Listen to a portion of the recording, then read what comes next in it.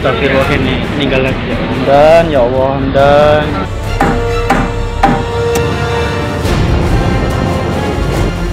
kapal besar, makanya kayak gini nggak layak, sisahan.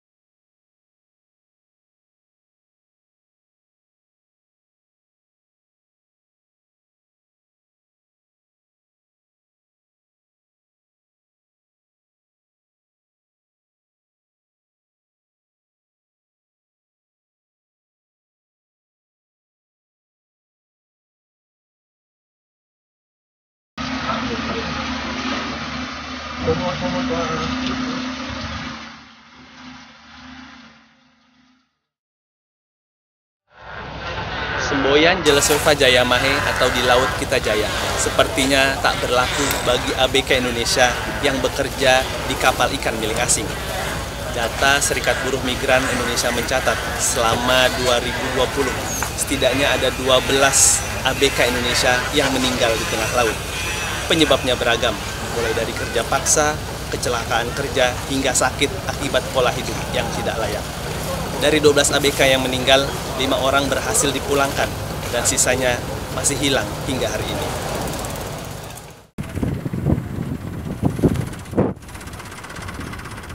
Sedangkan bagi ABK yang selamat dan kembali pulang, gaji mereka melaut selama bertahun-tahun tak juga dibayarkan oleh perusahaan. Dari landainya ombak pantai utara Jawa Tengah sore ini, ada tanya dari para ABK.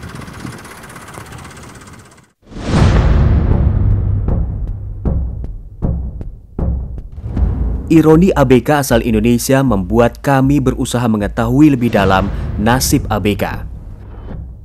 Kami pun menelusuri Jawa Tengah untuk mencari keluarga Darodi, ABK asal Jawa Tengah yang meninggal di tengah laut dan terekam dalam video.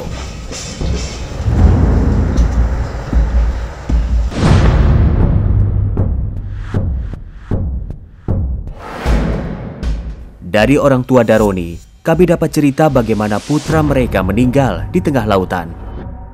Awal mulanya ya tahu-tahu itu dari PT datang ke sini waktu bulan puasa itu.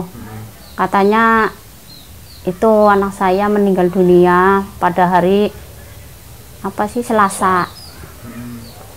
Terus katanya ya udah itu tanggung jawab PT. PT mau tanggung jawab. Nanti kalau ibu memang mau jenazah dipulangkan, ya saya bertanggung jawab, jenazah akan saya urus nanti dipulangkan gitu. Kalau ke teman-teman bilang sih kayak masuk angin gitu, perutnya mual gitu, katanya gitu, muntah. Terus katanya minta mendarat itu nggak boleh sama sekali. Namun tanpa sepengetahuan keluarga, jenazah Daroni diam-diam dilarung ke lautan. Sampai berapa bulan gitu tunggu, pas udah lama, udah berapa bulanannya lagi, tahu-tahu yang ngasih kabarnya itu langsung anak ibu udah dilarung. Saya juga tidak tahu orang yang itu apa yang kapalnya itu, dia nggak ngasih tahu, orang PT katanya nggak bisa dipulangkan ke sini, tahu-tahu udah dilarung, nggak izin dulu. Nah, dilarung itu teman-temannya berarti nggak tahu? Nggak tahu sama sekali. Dikasih tahu aja udah shock, udah nggak bisa ngomong apa-apa lagi. Orang ngasih taunya juga tengah malam. Hingga hari ini, Umroh masih tak terima anaknya dilarung tanpa izin. Bahkan barang milik Daroni tak pernah sampai ke rumah. Kok nggak izin dulu sama pihak keluarga. Jadi saya itu shocknya itu kecewa banget sama pihak PT gitu, nggak bertanggung jawab banget gitu. Kalau memang dia tidak bertanggung jawab kan harusnya kan datang ke sini juga. Itu kan enggak. Cuman lewat HP doang. Meninggal di laut juga kan dicari. Kenapa aku udah tahu dilarung gitu, tidak izin sama pihak keluarga gitu. Jangan sampai terjadi lagi, kehilangan banget. Rasanya sakit.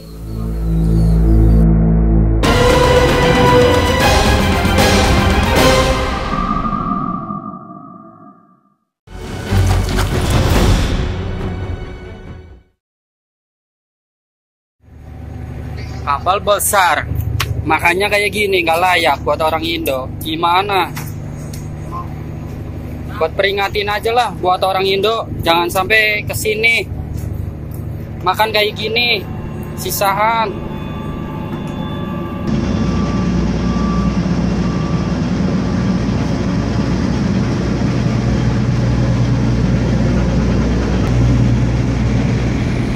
Bekerja di atas kapal sebagai ABK seperti ini memang penuh dengan resiko.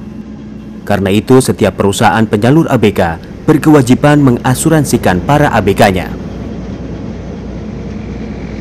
Namun praktiknya seringkali tak sesuai. Ngeri. Ngeri, bro.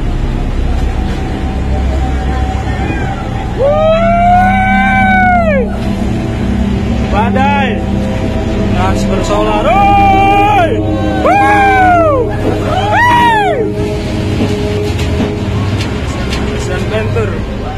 Hari itu ombak besar setinggi 20 meter baru saja menghantam kapal Anfong 116.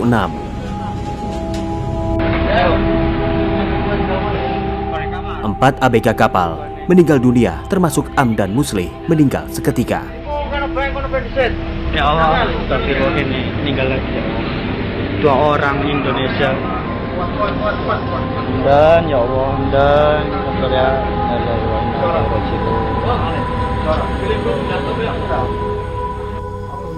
Jenazah Amdan kemudian dipulangkan ke kota asalnya di Brebes, Jawa Tengah. Sesampainya di rumah, tak ada kompensasi asuransi dari PT RNT Utama selaku perusahaan penyalur Amdan. Tadinya nggak ada potongan, itu kan dari uang santunan sama gajinya Amdan itu dipotong. Tadinya santunan dapat $6.000 apa berapa, tapi dapatnya rupiahnya 49 juta, tapi dipotong buat jenazah 18 juta, buat potongan PKL berapa gitu. Hingga hari ini, sudah 2 tahun berjalan, hak asuransi Amdan belum juga terpenuhi. Padahal kasusnya sudah ditangani oleh Kementerian Luar Negeri. Katanya tidak diasuransikan dan nggak ada asuransi kayak gitu, bilang dari PT RNT,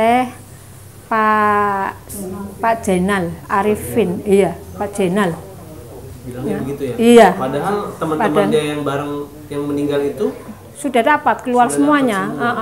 Terus santunan juga dapat 80 juta, saya 49. Terus asuransi dalam negeri juga belum dapat, di sananya sudah dapat semuanya. Nasib naas juga menimpa ABK Indonesia yang selamat dan berhasil pulang ke Indonesia. Informasi yang kami dapat bahwa ABK yang selamat tidak dipenuhi hak-haknya, seperti pendapatannya tidak dibayar oleh perusahaan. Saya akan ke SBMI Tegal. Di SBMI, saya bertemu dengan beberapa ABK yang telah selesai melaut, namun gaji selama melaut bertahun-tahun tak pernah dibayarkan hingga setahun menunggu. ABK suruh bersabar, gitu aja. Nggak ada info-info yang berbobot, itu nggak ada. Kalau untuk satu kapal dengan saya itu ya banyak, ya semuanya lah belum dibayarkan. Berapa orang itu, Mas? Itu 20 orang. 20 orang ABK belum dibayarkan, tapi itu beda-beda PT. Ridwan kemudian meminta bantuan SBMI untuk membantu mendapatkan haknya. Ya memang direspon, tapi mental, nggak ada titik temu itu tadi. Kalau masalah makan itu Pak ya, kalau pertama kita datang ke situ, Bapak lihat kayak makanan babi itu tahu nggak? Ya kayak gitu persis. Campur, nggak dimasak gitu ya? Enggak Pak. Udah, pokoknya ada apa, pokoknya nasi udah, habis itu sayuran itu udah kayak makanan babi itu, persis. Ridwan menceritakan bagaimana nasib ABK Indonesia yang bekerja di kapal ikan milik asing. Terus ke sini udah bisa, udah pintar, udah ahli.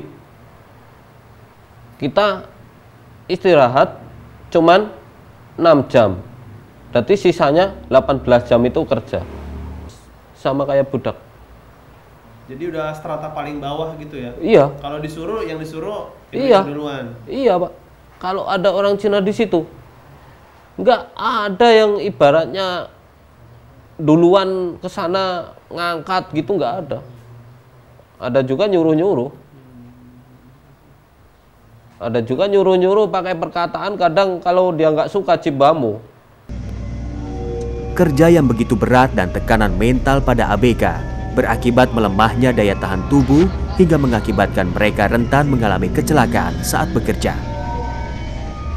Ada ombak besar terus jatuh, ada narik ikan besar terus jatuh, terus digigit ikan hiu, naik digigit ikan hiu, nah, terus kena pancing, apa makanannya kurang enak, habis itu gizinya kan nggak ada, habis itu kena sakit gigi.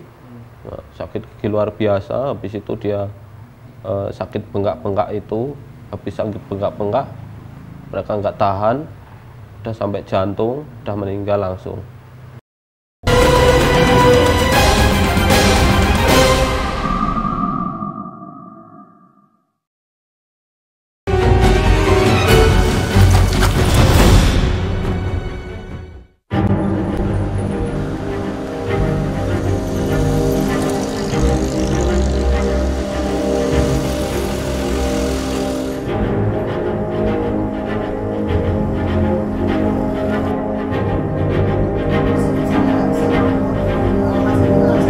Hari ini rencananya beberapa ABK yang belum mendapat haknya akan datang ke perusahaan tempat dia bekerja untuk meminta haknya yang belum dibayar selama 1 tahun.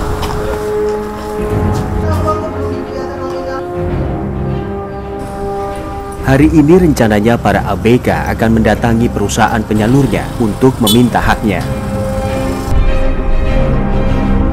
Kami kemudian bersama-sama ke Pemalang, Jawa Tengah menuju perusahaan penyalur ABK tempat Ridwan dan rekannya bekerja.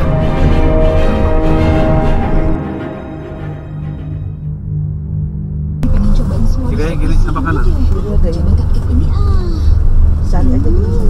Biar ini mah mobil biarin aja, udah ada timnya masing-masing. Iya.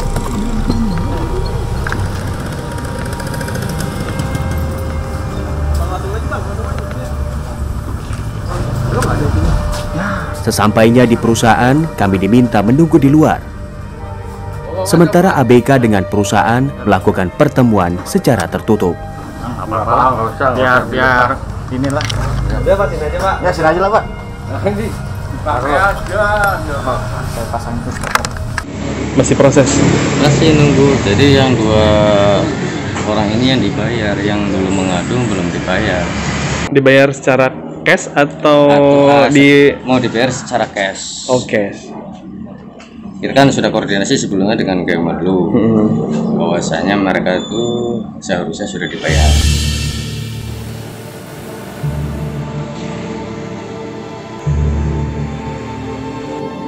Dari perusahaan ABK kemudian menuju kantor Disnaker Pemalang untuk proses pencairan gaji. Sini kanan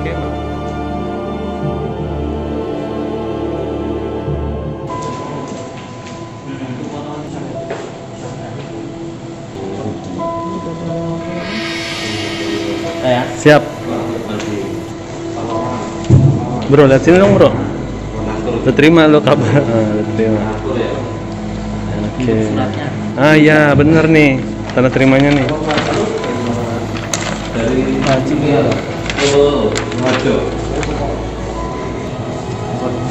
Ya diri cakep. Oke.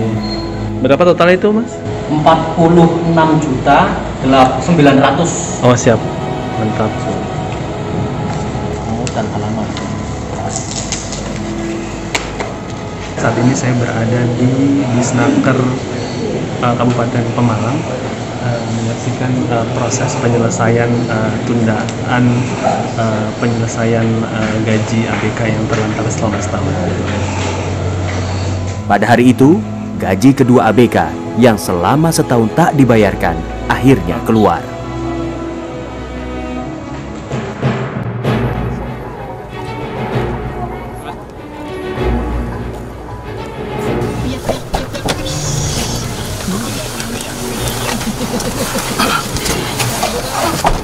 Lain halnya dengan Ridwan.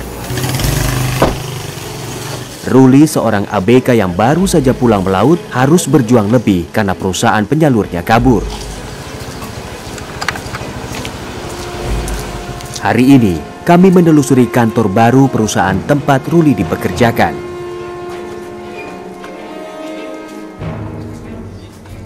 Kalau untuk mencari, dulu pas saya lagi karantina kan di luar, saya telepon sama orang tua, suruh nyari alamat PT ini yang berada di Petarukan. Tak menyerah, kami lalu mencoba menelusuri rumah pemilik perusahaan.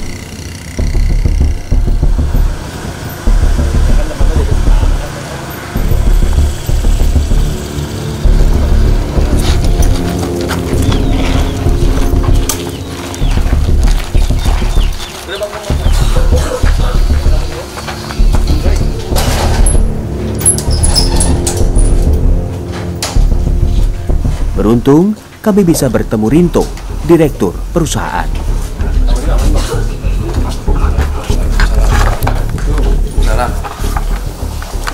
Ya, sampai bisa jadi direktur, bisa belum angkat kan aku ngomong karo Mito tok piye ejene dianu diberesi kabeh. Gimana? Aku dikirimkan Rupanya hasil dari penelusuran hari ini belum menemukan hasil karena sang direktur rupanya tidak tahu menau terkait pengambilan hak gaji dan asuransi ABK Ruli.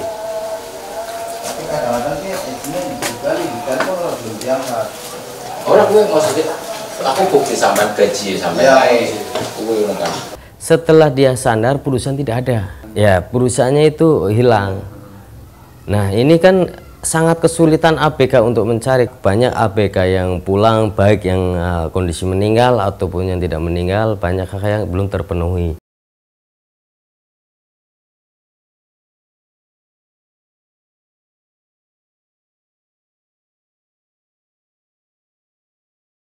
Kita dari awalnya udah salah. Setelah ada sakit ABK minta pulang, tetap suruh menanggung biaya pemulangan. Padahal jelas itu permasalahan.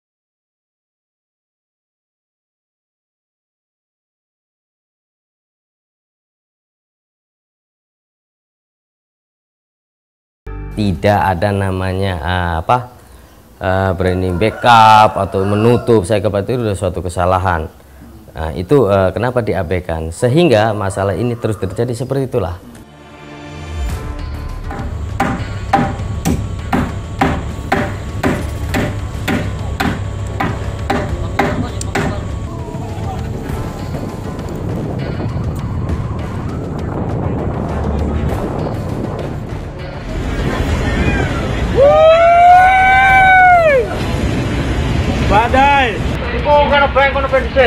Ya Allah, astagfirullah, ini meninggal lagi ya Allah.